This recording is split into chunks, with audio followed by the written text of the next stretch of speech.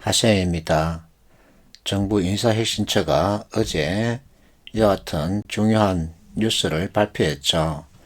국가공무원, 국어공무원 시험 문제 출제 기조를 확 바꾸겠다는 겁니다. 그렇다면 이와 같은 변화에 맞춰서 준비를 해야 되겠죠.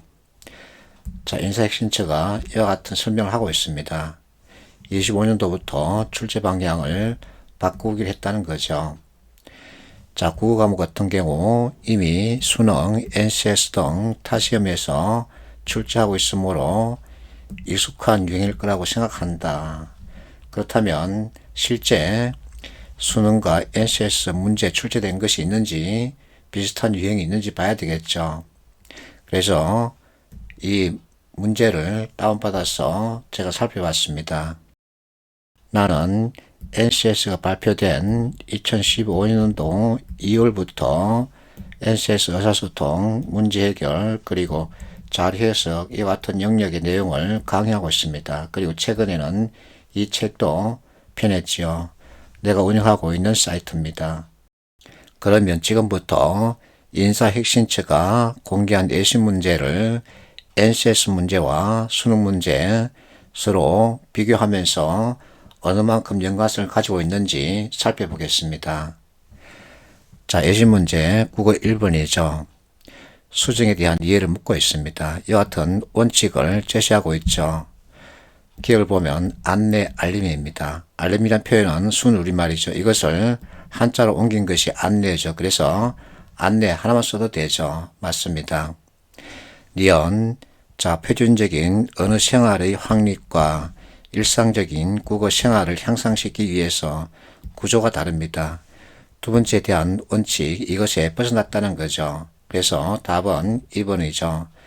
자, 답은 쉽게 찾을 수 있습니다. 그런데 이와 같은 문제 꼭 출제돼야 합니다. 왜냐하면 이와 같은 잘못된 문장이 실제 우리 생활에 있기 때문이죠. 자, 내가 지방 어느 학교에 강의 갔을 때 이와 같은 잘못된 표현이 있어서 실제 사진을 찍어 봤습니다. 자, 하나의 문장에 같은 표현이 3개나 들어가 있습니다. 자, 받아쓰기 원칙에 중복되는 표현을 삼갈 것 이렇게 제시되어 있으니까 이와 같은 것들 문맥에 맞게끔 수정을 해줘야 되겠죠. 그렇다면 자, 첫 번째 이것은 읽고 이것은 읽기 위해 바로 쓰고 이것은 남기고자 이렇게 해도 충분히 의미가 전달됩니다. 그래서 중복된 표현 삼가는 게 좋죠. 결국은 어휘력입니다. 이번 문제는 추론에 대해서 다루고 있습니다. 추론은 이것을 바탕으로 생각했을 때 맞다, 틀렸다 이것을 판단하는 문제 유형이죠. 추론 문제는 수능, NCS, PSET, 9급, 7급 할 것 없이 모든 시험에 두루 출제되고 있습니다. 3번 문제는 글 내용이 제시하고 있는 사례 또는 예시에 대한 이해를 묻고 있습니다. 1번 고모 있으시다 직접 주체죠. 할머니 아프시다 다니신다 직접 주체입니다. 4번 할아버지 직접 주체죠. 근데 3번은 언니 말했다 아버지가 염려하신다 이렇게 분리되죠. 그래서 서로의 관계를 볼 줄 아는 여하튼 이해력만 있으면 충분히 답을 찾을 수 있습니다. 자, 이와 유사한 형태의 문제로 압존법을 들 수 있습니다. 이것도 우리 생활에서 구분이 필요한 그리고 이해가 필요한 어법이죠. 4번 문제는 일치, 불일치 또는 부합 그리고 구체 내용 파악 이와 같은 형태의 문제라고 할 수 있습니다. 많은 학생들이 일치, 불일치 문제를 어려워합니다. 나는 학생들에게 일치, 불일치 문제 풀이는 이해다. 이해의 뜻은 2개 이상의 정보가 연결되어 있는 상태를 말한다. 그러니까 논리 관점에서 연결을 생각하라. 그러면 답은 쉽게 들어온다. 이렇게 말하죠. 자, 답은 1번입니다. 왜 1번일까? 자, 기억을 보세요.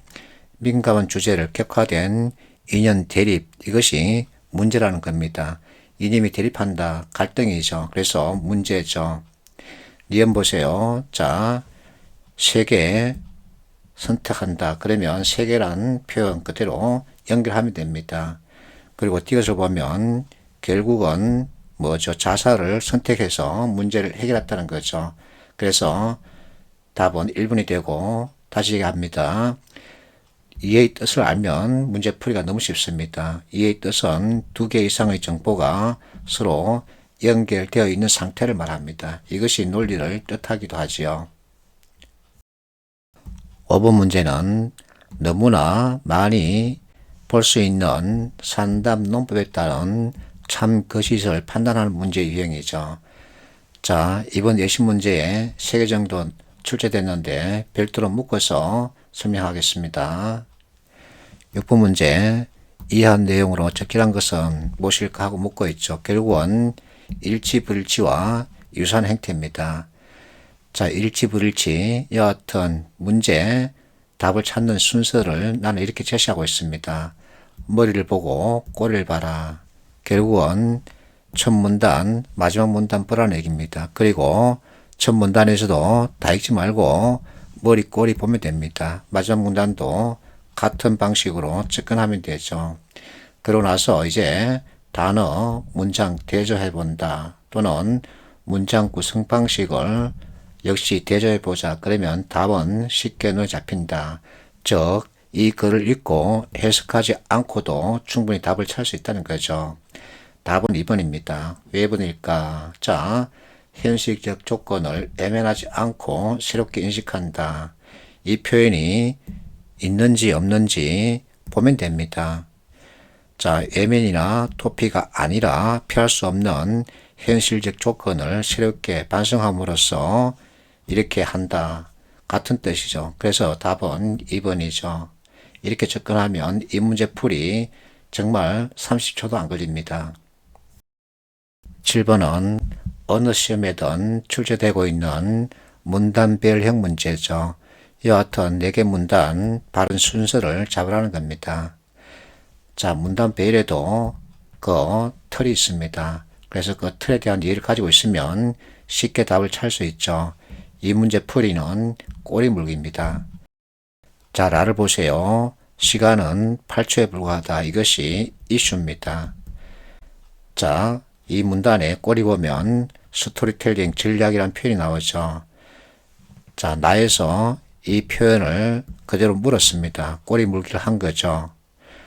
그러면서 제일 먼저 해야 할 일을 이렇게 제시하고 있습니다. 가보면 그 다음으로 글쓴이가 글의 순서를 이렇게 잡아주고 있습니다. 그러면 자, 라, 나 그래서 3, 4번 가운데 답이 있다는 얘기죠.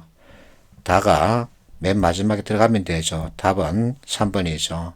여하튼 틀을 이해하고 있으면 여하튼 문제 내용을 해석하지 않고 바로 답을 정할 수 있습니다.